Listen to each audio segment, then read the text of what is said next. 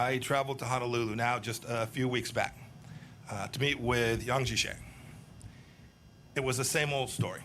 Plenty of words, but literally no offer to change any of the behaviors. Yang's promises, like so many the CCP made before him, were empty. His expectations, I surmise, were that I'd cave to their demands, because frankly, this is what too many prior administrations have done. I didn't, and President Trump will not either.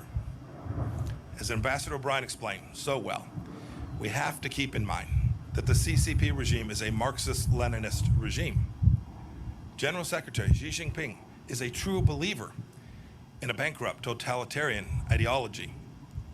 It's this ideology that informs his decades-long desire for global hegemony of Chinese communism.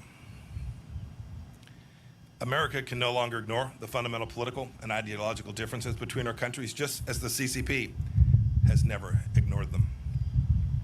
My experience in the House Intelligence Committee, and then as director of the Central Intelligence Agency, and my now 2+ years as America's Secretary of State have led me to this central understanding that the only way to truly change communist China is to act not on the basis of what Chinese leaders say, but how they behave.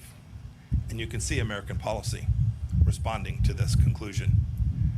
President Reagan said that he dealt with the Soviet Union on the basis of trust but verify.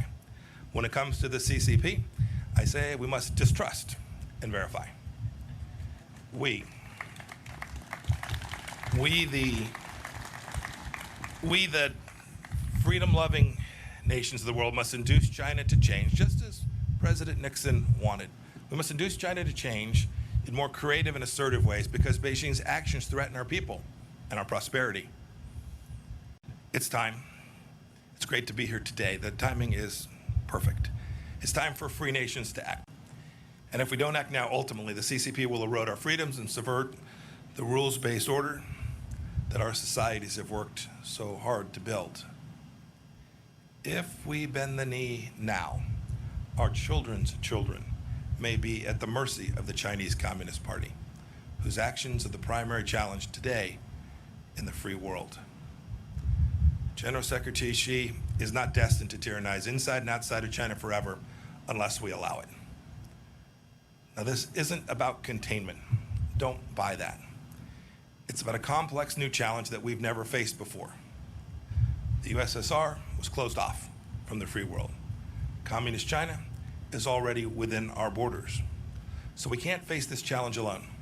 The United Nations, NATO, the G7 countries, the G20, our combined economic, diplomatic, and military power is surely enough to meet this challenge if we direct it clearly and with great courage. Maybe it's time for a new grouping of like-minded nations, a new alliance of democracies. We have the tools. I know we can do it. Now we need the will. To quote scripture, I ask, is our spirit willing, but our flesh weak? If the free world doesn't change, communist China will surely change us. There can't be a return to the past practices because they're comfortable or because they're convenient. Securing our freedoms from the Chinese Communist Party is the mission of our time, and America is perfectly positioned to lead it because our founding principles give us that opportunity. As I explained in Philadelphia last week, staring at Independence Hall, our nation was founded on the premise that all human beings possess certain rights that are unalienable, and it's our government's job to secure those rights. It is a simple and powerful truth. It's made us a beacon of freedom for people all around the world, including people inside of China. Indeed, Richard Nixon was right when he wrote in 1967 that the world cannot be safe until China changes. Now it's up to us to heed his words. Today, the danger is clear, and today the awakening is happening. Today, the free world must respond. We can never go back to the past. May God bless each of you. May God bless the Chinese people, and may God bless the people of the United States of America. Thank you all.